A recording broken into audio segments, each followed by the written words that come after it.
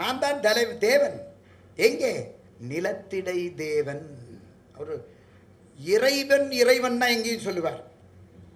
ஆனால் கடவுள் வழிபாடு என்பது வேண்டாம். ஆனால் இறைவன் ஒருவன் இருக்கிறான், நாம் அதை ஏற்றுக்கொள்ள வேண்டுங்கிற கருத்தை எல்லா இடங்களிலும் விண்ணகம் வேறு தனி இல்லை, மண்ணகத்தில் விண்ணகத்தை காணலாம், மண்ணிலே விண்ணை காணலாம் என்று சொல்லுகின்றார்.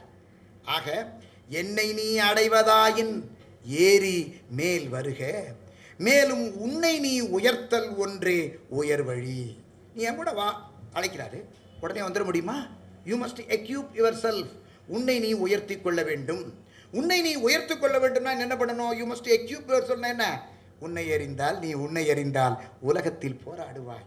ஆனால் நீ உன்னை அறிந்து உன்னை தயாரித்து என் பின்னே வா. உன்னை நீ உயர்த்தல் ஒன்றே உயர் வழி. உன்னை நீ உயர்த்தி கொள்ளணும், அதுதான் மிகச்சிறந்த வழி. அதை பின்பற்று. ரொம்ப எச்சரிக்கிறார். அவர் யாரையோ அப்படி சும்மா சொல்ல முடியாது, சாதாரண கவிஞனால் அப்படி சொல்ல முடியாது. அந்த கவிதையிலே உரைப்பிருந்து, தன்னுடைய எண்ணத்திலே திண்மை இருந்து, அந்த திண்ணிய நெஞ்சம்தான் தெளிந்த நல் உரையை கொடுக்கும். எண்ணிய முடிதல் வேண்டும், நல்லவே எண்ணல் வேண்டும், திண்ணிய நெஞ்சம் வேண்டும், தெளிந்த நல் அறிவு வேண்டும்.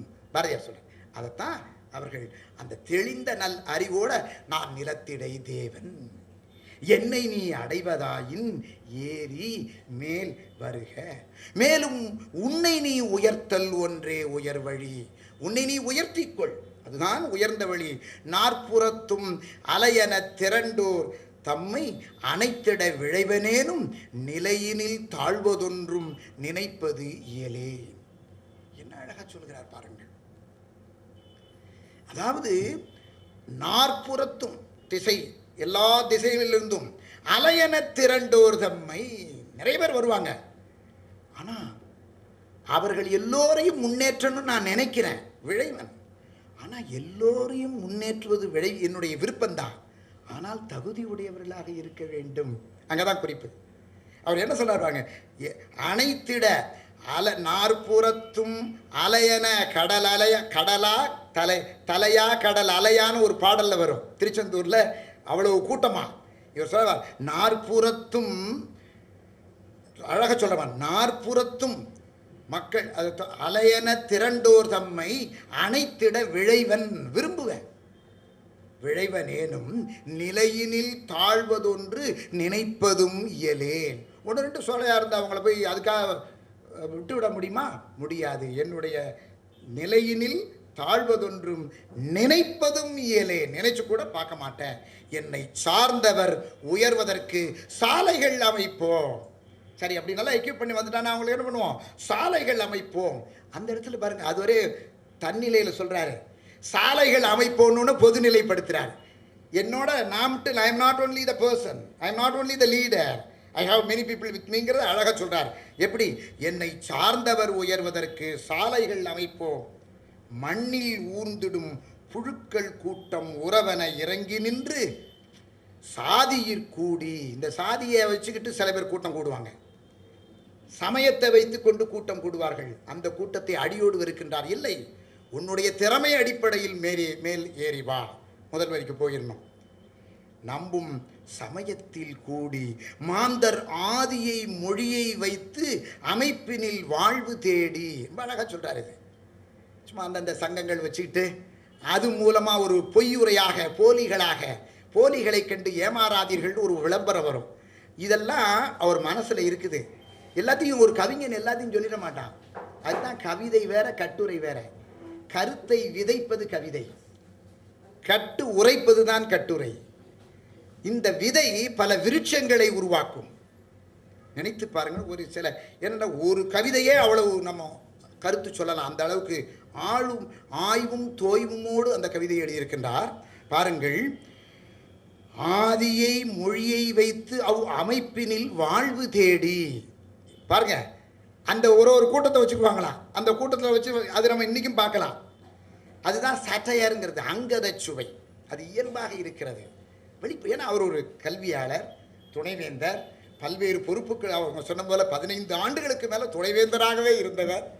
இன்னும் பல அமைப்புகளுக்கு தலைவராக இருந்து அவர் வழிநடத்தி கொண்டிருக்கின்றார்கள். அத்தகைய பெருமகனார் எப்பொழுதும் சொல்லும் பொழுது கவனமாக சொல்ல வேண்டும் அல்லவா? அதை நாசூக்காக சொல்லுகின்றார். வைத்த ஆதியை மொழி முதல்ல பாருங்க, சாதியில் கூடி நம்பும் சமயத்தில் கூடி, அதுவும் நல்லா சொல்றாரு பாருங்க, மண்ணில் ஊர்ந்திடும் புழுக்கள் கூட்டம். அவங்களே புழுங்கிறார். யாரு? இந்த மாதிரி அற்பர்கள். அவங்க அப்படித்தானே சொல்லணும். புழுக்கள் கூட்டம் உறவென இறங்கி நின்று, உறவு நாங்களாம் உறவினர் சொல்ல அது அந்த போர்வையில் வருவாங்களாம். சாதியில் கூடி நம்பும் சமயத்தில் கூடி மாந்தர் ஆதியை மொழியை வைத்து அவ் அமைப்பினில் வாழ்வு தேடி மயங்கவும் மாலை ஏற்று மகிழவும் நிலைமைக்கேற்ப இயங்கவும் இயலே.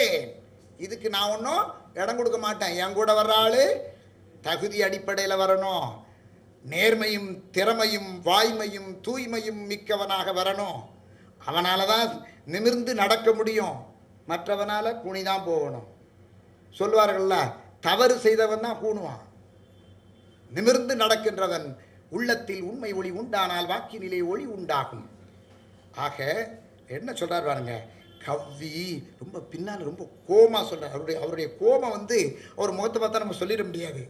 ஆனால் அந்த கவிதையில் ஒரு கவிஞனுடைய சொல்லுவான், ஒன் ஹூ, அதாவது யாரு சமுதாயத்தை கண்டு அழுகிறானோ அவன் கவிஞன்மா. ஏன் அழுகிறான்? அந்த அவலங்களை பார்த்து அடடா இந்த மாதிரி நடக்கின்றதே, இதற்கு எப்பதான் விடிவு காலம் வரும்?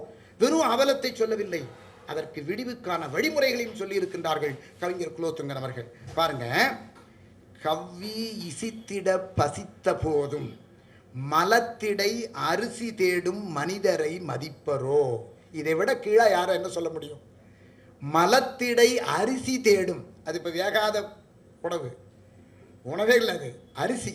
இப்போ எந்த அளவுக்கு அவருக்கு அந்த அந்த கோபம். மலத்திடை அரிசி தேடும் மனிதர் அப்படி இருக்காங்க, இன்னைக்கும் இருக்காங்க, நாம் பார்க்கிறோம். மலத்திடை அரிசி தேடும் மனிதரை மதிப்பரோ யான் நிலத்திடை தேவன் எந்த நெறியினில் தாழ்வதில்லை. எந்த நெறியினில் தாழ்வதில்லை. என்னுடைய நெறியிலிருந்து கொஞ்சமும் தாழ்ந்திட மாட்டேன். ஆகையினால் என்னோடு வர வேண்டுமென்றால் நீங்கள் உங்களை உயர்த்தி கொள்ளுங்கள். வா, ஏறி வா, மேலே ஏறி வா என்ற அந்த முதல் தொடர். என்னை நீ அடைவதாயின் ஏறி மேல் வருக. என்ன அருமையான அறைகூவல். சரி, இப்படி இவர் சொல்றார் அல்லவா, இதற்கு ஒரு அடிப்படை வேணும் தானே? அவருடைய நூலில் இந்த குலோத்துங்கன் கவிதையினுடைய தொடக்கமும் முடிவும் முக்கியமாக பார்க்கணும். பொதுவாக ஒரு நூலை எடுத்தாலே முதல்ல முன்னுரை பார்ப்போம், பின்னுரை பார்த்து இதனுடைய நோக்கம் என்ன அப்படிங்கிறது பொதுவான ஒரு அணுகுமுறை. அப்படி பார்த்தா இவர் அழகாக எழுதுகிறார். ஆசை தீயின் சுடருடையேன். தொடக்கம் என்ன வரி? ஆசை தீயின் சுடருடையேன்கிறார்.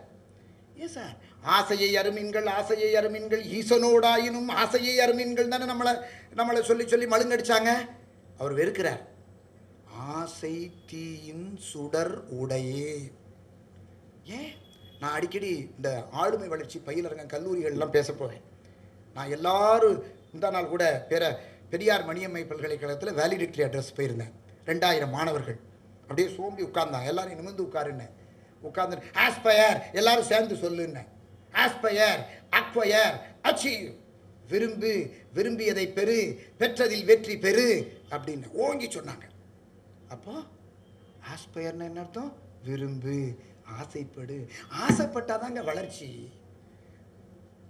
B an unsaturated then only you will develop. சொல்லுவாங்கல்ல, நீ ஒரு எப்பவும் நிறைவடைஞ்சிட. நான் படித்தது போதுன்னு நினச்சிட்டேன்னா படிக்க மாட்டேன். இன்னும் படிக்க வேண்டும், இன்னும் படிக்க. அவர்கிட்ட போய் கேளுங்க, இன்னும் நான் எழுதிட்டு இருக்கேன்னு, நான் நிறைய எழுதணும்னு சொல்வார் கவிஞர் குலோத்துங்கன் அவர்கள். ஏன் சொல்கிறேன்னா அதைத்தான் சொல்கிறாரு. விளைகின்ற நெஞ்சத்தர் வெற்றி காண்பர். அதான் முதல் வரி. இது தொடக்கத்திலே, இந்த கவிஞனுடைய தொடக்கத்திலே நீங்கள் பார்த்தீங்கன்னா, கவிஞர் குலோத்துங்கன் கவிதையுடைய தொடக்கத்தில் பார்த்தீங்கன்னா ஆசை தீயின் சுடருடையேன்கிறார். விளைகின்ற நெஞ்சத்தர் வெற்றி காண்பர். எவன் ஆசைப்படுறானோ, எவன் விரும்புகிறானோ, அதனால தான் முன்னாள் குடியரசுத் தலைவர் ஏபிஜே அப்துல் கலாம் அவர் என்ன சொன்னார்? கனவு காண கற்றுக்கொள்ளுங்கள்னார். கனவு காணணும், அப்போ தான் ஆசை வரும். ஆசை வந்தால் தான் இலக்கு வரும், அதை அடையணுங்கிற முயற்சி வரும், குறிக்கோள் வரும். Short term goal, long term goal அப்படிங்கிற அந்த இலக்குகள் மாறுபட்டு சொல்கிறார் பாருங்க. விழைகின்ற நெஞ்சத்தர் வெற்றி காண்ப, ரெண்டே சொல், ரொம்பலாம் கஷ்டப்படலை. இன்னொன்று இவருடைய கவிதை எளிமையான கவிதை, யாரும் பொருள் புரியலை அப்படின்னு யாரெல்லாம் சொல்ல முடியாது. அதுக்கு பொருள் தேவை, தெளிவாக இருக்குது கருத்து. விழைகின்ற நெஞ்சத்தர், ஆசைப்படுகின்ற உள்ளங்கள், விரும்புகின்ற, ஆசைன்னு சொல்றதை விட விரும்புகின்ற உள்ளங்கள். எதை விரும்பணும்? வாழ்க்கையில் வெற்றி அடைவேன், அந்த விருப்பம். வேண்டுவன படைப்பதுவும் வேட்கை என்றோ, வேண்டுவன படைப்பதுவும், உனக்கு எது தேவையோ அதை உருவாக்குங்கிறார். இதைத்தான் அவர் வள்ளுவத்தில் தோய்ந்தவர். திருவள்ளுவர் என்ன சொன்னார்? பொருளை ஈட்டுன்னு சொல்லலை, பொருளை செய்யினார். செய்க பொருளை. ஏண்டான்னா செருணர் செருக்கு அறுக்கும் எஃகு அது. உன் பகைவனை வேறறுக்க செய்யக்கூடிய அற்புதமான கருவி எதுடான்னா பொருள். கல்வியை பற்றி எத்தனையோ கவிதைகள். அவர் கல்வியுக கவிஞர் அல்லவா? அதுவும் பல்கலைக்கழகங்களிலே பல சட்டத்திட்டங்களை எல்லாம் உருவாக்கி எத்தனையோ பொறியாளர்களையும் தொழில்நுட்ப வல்லுநர்களையும் உருவாக்கியவர் கவிஞர் குலோத்துங்கன் அவர்கள். அவர்கள் சொல்லுகிறார், வேண்டுவன படைப்பதுவும் வேட்கை என்றோ, சுடர்மிகும் அறிவுடை கவிஞரால் தான் ஆசை தீயின் சுடருடையேன் என்று சொல்ல முடியும். அந்த செம்மாந்த வார்த்தை எப்போ வரும்? சுடர்மிகும் அறிவுடையா சொல்வார்கள்வா? பாரதியார் சொல்றாரு. எப்படி சொல்றாரு? சொல்லடி சிவசக்தி என்னை சுடர்மிகும் அறிவுடன் படைத்து விட்டாய், வல்லமை தாராயோ இந்த மாநிலம் பயனுற வாழ்வதற்கே. தலைவர் அவர்கள் அழகாக சொன்னார்கள் அவர்களை பற்றி. தான் வளர் மட்டும் இல்லை, தன்னோடு நிறைவரை அழைத்து செல்ல அவர்களையும் வளர்த்து அவர் முன்னாலே சொல்றார், நீ உன்னை தகுதி ஆக்கிக்கொள் என்னோடு அழைத்து செல்வதற்குங்கிறார். பாருங்க, இது தொடக்க கவிதை, 4 வரிதான். விழைகின்ற நெஞ்சத்தர் வெற்றி காண்பர், வேண்டுவன படைப்பதுவும் வேட்கை என்றோ, இது தொடக்கம். நிறைவுக்கு வாங்க. நிறைவில் என் நெஞ்சத்தை உருக்கி விட்டது. அவருடைய தாயாருடைய கருத்தை ரொம்ப அற்புதமாக சொல்லுகிறார். துணி தியாக தீபம்ங்கிற தலைப்பு, அதுதான் நிறைவு கவிதை. அந்த நூலினுடைய கவிதையில் தியாக தீபம் என்ன எழுதுறா பாருங்க. துணிவே நினது உருவாய் தோன்றினே நீ, யான் எதற்கும் பணியேன் என நிமிர்ந்தால் பாவாய், நின் தியாகம் எனும் திரி எரிந்த பொன்னொழியில் திசை அறிந்து மேல் நடந்தேன். அதனை நல்லா நினைத்து பார்த்தால் அவங்க தாய் அன்னை அதை அழகாக சொல்கிறார். பணியேன் என நிமிர்ந்தாய் பாவாய், நின் தியாகம் எனும் திரி எரிந்த பொன் ஒளியில். பாருங்க, இந்த unless the grain of wheat falls on the ground it will not give fruits, unless the wax melts it will not give light, unless the incense burns it will not give odor, unless you work hard you will not be successful என்பார்கள். மெழுகுவர்த்தி எரிய வேண்டும் என்றால் அது உருக வேண்டும். அதைத்தான் அவர் சொல்றார் பாருங்க. திரி நின் தியாகம் எனும் திரி எரிந்த பொன் ஒளியில் திசை அறிந்த, அந்த ஒளி அதுதான் இந்த ஒளியை கொடுத்துதான். அம்மா அன்னையினுடைய தியாகம் எப்படி தன்னுடைய பொருள் எல்லாத்தையும் படிக்க வைக்கணும்ல அவங்கள.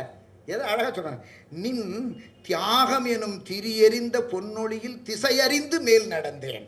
அங்கே நின்றுடலை, திசையறிந்து மேல் நடந்தேன். பெரிதென்று காண்ப, இன்னும் நான் பெரிதொன்று காண்பம். ரொம்ப அழகாக சொல்கிறார், உறுதியாக சொல்கிறார். நான் நிச்சயமாக வெற்றி அடைவேன் வாழ்க்கையில். பெரிதொன்று காண்பம் எனும் பீடுடைய நெஞ்சினன், பெருமை மிகு நெஞ்சினன், பீடுடைய பெருமை மிகு நெஞ்சினன், தரை வாழ்வில் நின்றாலும் தவ வாழ்வை மேற்கொண்டேன். ஒன்று ஞாபகம் வச்சுக்கணும், இதுதான் இவர்களுடைய கருத்தெல்லாம் இளைஞர்கள் குழந்தைகள் படிக்கணும். இந்த கருத்தை பெற்றோர்கள் குழந்தைகளுக்கு சொல்லிக் கொடுக்கணும். அன்னைக்கு நேற்று துணை